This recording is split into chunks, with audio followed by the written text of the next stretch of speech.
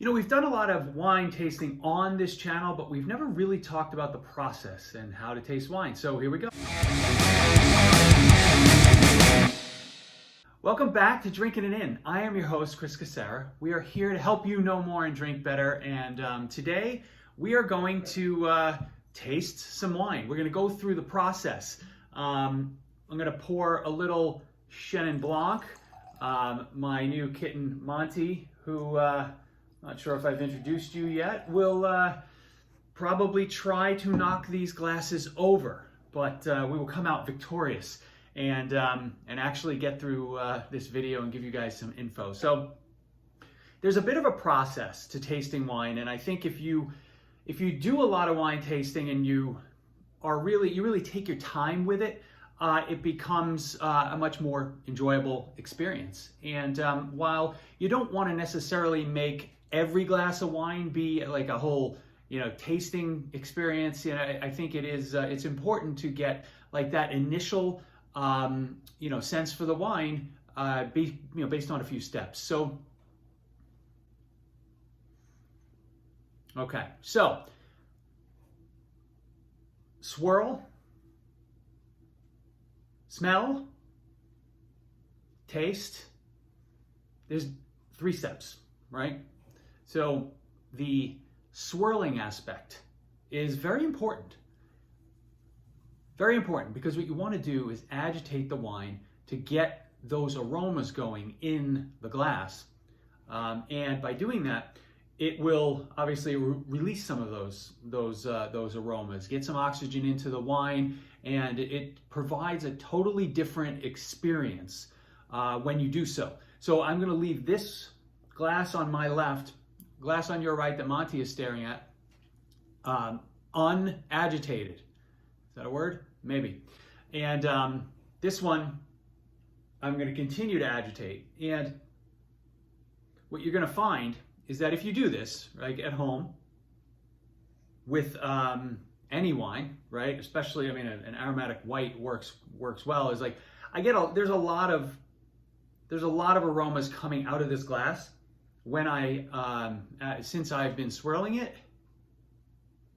there's virtually nothing coming out of this glass. Now, this wine was in the fridge too, which typically if I'm tasting white wines, I try to taste them at room temperature first, because the cold temperature can dull a lot of the aromatics. But the bottom line is you have to spend time, give your wine a swirl before each sip.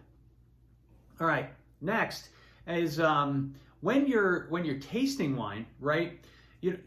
If you don't go into it with some aromas that you've noticed, you're gonna miss out on the experience, because most of what you taste is due to what you smell and to memories that you associate with aromas. So I'm actually gonna taste both of these. We'll see if we get a different tasting experience. I should have some water here, but I don't.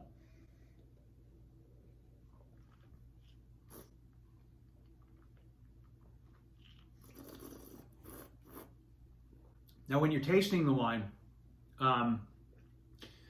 you can kind of suck the wine in a little bit to get more oxygen into your mouth, just like I did, and that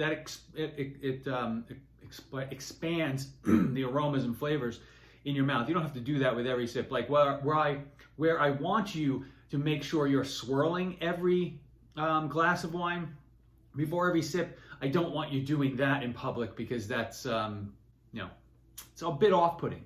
But at any rate, make sure you're not just taking the wine and just sucking it down, right? Let it hit different parts of your mouth, because the different sensations of tartness and sweetness and so forth, they're going to be in different areas of your mouth. Now, this wine has a lot of peaches. I'm getting some like stones, like wet stone, a smidge of honey, right? This wine smells like a clean glass. All right. So now when I taste this one,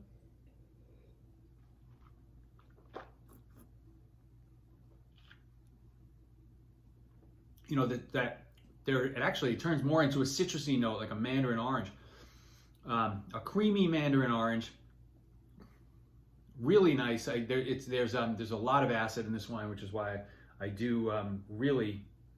It's why I love Chenin Blanc, and it's got a decent weight, right? So that's been the experience thus far with all of the what I would consider proper techniques, right? I'm not an expert. I'm just a regular guy drinking wine.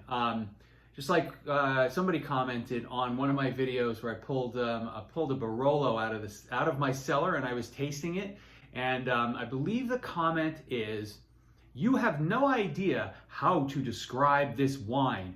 Very clumsy and amateurish." So I inquired on where I may have seen this wine expert before. Strangely, I haven't heard anything from him, but I believe there is a proper technique, and you want to swirl the wine, you want to smell it, and you want to sip it. This one, like I said, didn't get much on the nose, and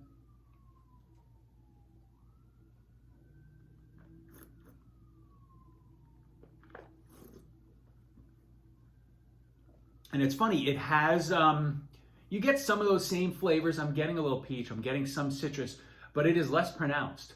It is not as bright. Like this one is really, really bright and citrusy. This, again, same bottle, same glass. You saw me pour it, different glasses. But this one has so much more oxygen in it due to the swirling, and it really makes a difference in the whole experience.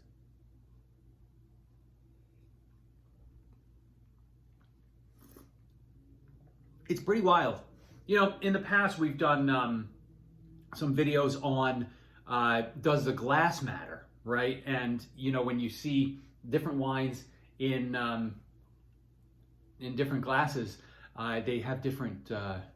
The wine reacts differently to that glass, so it's no different than if you were to just pour a glass of wine and take a sip. It's just not going to have the same experience. So be sure to taste your wine properly.